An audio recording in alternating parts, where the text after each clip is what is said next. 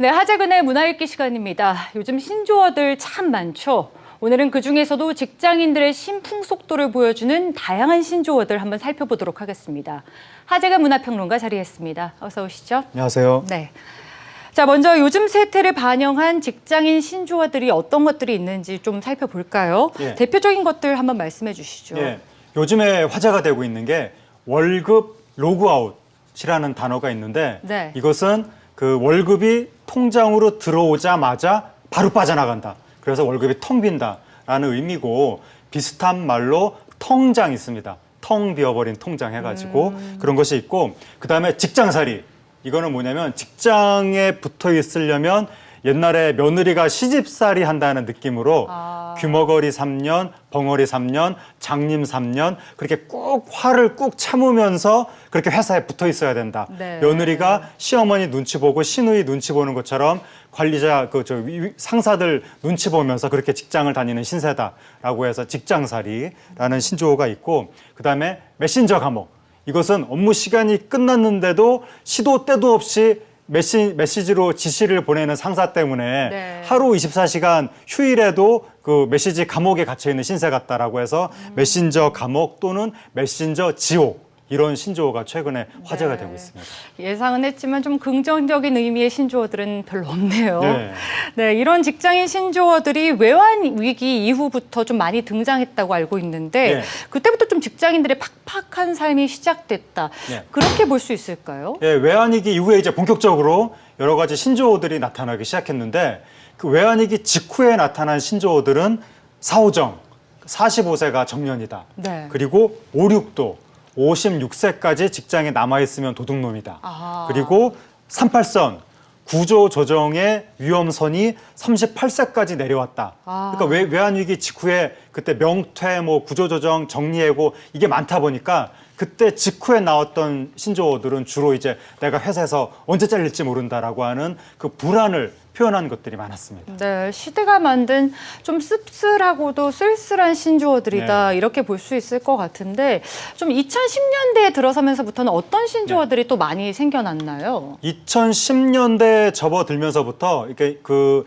외환위기 직후부터 직장 생활이 너무나 힘들어진 그 현실이 2010년대 접어든 직후부터 여러 가지 신조어들로 그러니까 직장인들의 팍팍한 삶을 표현하는 생활상 이게 이제 나타나기 시작했는데 바로 나타난 게 월급 고개. 그러니까 보릿고개처럼. 예, 지난달 월급을 받고 새로운 다음 달 월급을 받기까지 그 사이에 돈이 하나도 없는 월급 고개를 넘어가야 된다. 네. 그런 단어가 나왔고 그다음에 출근충. 이게 뭐냐면 나는 출근하는 벌레다. 그런 의미인데 이게 굉장히 안 좋은 말인데 그렇죠. 어쨌든 그 이 회사에 다녀도 전혀 인격적인 대우를 받지도 못하고 회사에서 돈을 벌어봐야 내 자아 실현을 하는 것도 아니고 힘들게 그냥 회사 다니기만 한다. 출근충이라는 단어가 나왔고 네. 반대말로는 갓수가 있는데 이거는 갓, 신이라는 의미의 갓하고 백수라는 의미의 수가 합쳐져서 이게 부모 잘 만나서 놀면서 여유 있게 살아가는 사람을 뜻하기도 하고 아니면 별로 잘 살지도 않는데 돈이 없는데도 불구하고 논다는 거죠. 네. 왜냐하면 회사 다녀봐야 어차피 출근충 신세이기 때문에 네네. 무슨 팔자 고칠 것도 아니고 회사 다녀봐야 집 못 사는 건 똑같다. 그러니까는 그 명절에 내려가고 결혼하고 이런 것만 포기하면 차라리 가난해도 집에서 노는 게 백수로 지내는 게 마음은 편하지 않느냐라는 자조적인 의미로 갓수라는 단어가 2010년대에 나오기도 했고 네. 그리고 아까 제가 초반에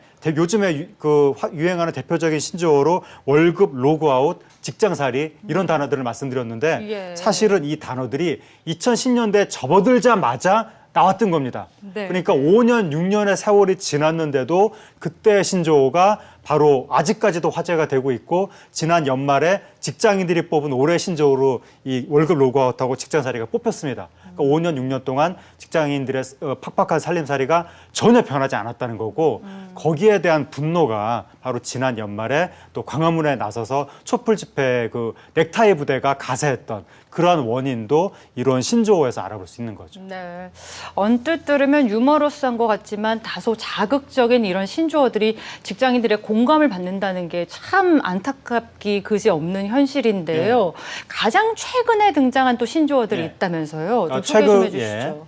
최근에 그 한 직장인 포털에서 여러 직장인 상대로 조사한 것들이 있는데 뭐가 또 나왔냐면 야근각, 야근할 것 같은 분위기다. 쉼포적, 쉬는 걸 포기했다. 실어증, 일하기 싫어증, 일하기 싫다. 그다음에 타임푸어, 시간이 없다. 사축, 회사가 키우는 가축이다. 그러니까 다 이거 일을 너무 일에 치여 살다 보니까 인간다운 삶을 살지 못한다. 한마디로 직장살이를 한다. 그 얘기고 또 최근에 나온 신조어는 고나리자. 이 고나리자가 뭐냐면 네. 관리자를 타자를 치다가 오타가 나가지고 그 오타를 그대로 따서 고나리자가 된 건데 이게 뭐냐면 고지식한 관리자라든가 아니면 나한테 위압적으로 이래라 저래라 하는 그런 그 권위주의적인 상사를 가리키는 말이고 고나리자와 함께라면 나는 야근각이고 심포족이 된다. 뭐 그런 의미가 되는 건데 네. 거기에 대해서 직장인들이 굉장한 지금 피로감을 느끼고 있는 거죠. 그래서 최근에 그 문재인 대통령 팬덤 현상이 나타나고 있는데 이것도 어떻게 보면 문재인 대통령이 보여주는 포용적인 리더십이 기존의 고나리자하고는 다르다. 네. 그래서 거기에 대한 반사적으로 그 문재인 대통령에 대한 열풍이 나타나고도 있다라고 볼 수가 있는 거고 예. 어쨌든 그 이 문재인 정부가 5년이 지난 후에는 지금까지 말씀드린 부정적인 의미의 신조어 말고 희망을 닮은 그런 긍정적인 신조어가 나타나기를 바랍니다. 예, 신조어들 참 많기도 많다 이런 생각이 드는데 예. 직장인들의 비애가 담긴 신조어들뿐만이 아니라 좀 신바람 나는 근무 환경들 그런 것들을 좀 뜻하는 신조어들이 많이 좀 생겨났으면 좋겠다 이런 생각이 들었습니다. 오늘 말씀 잘 들었습니다. 감사합니다.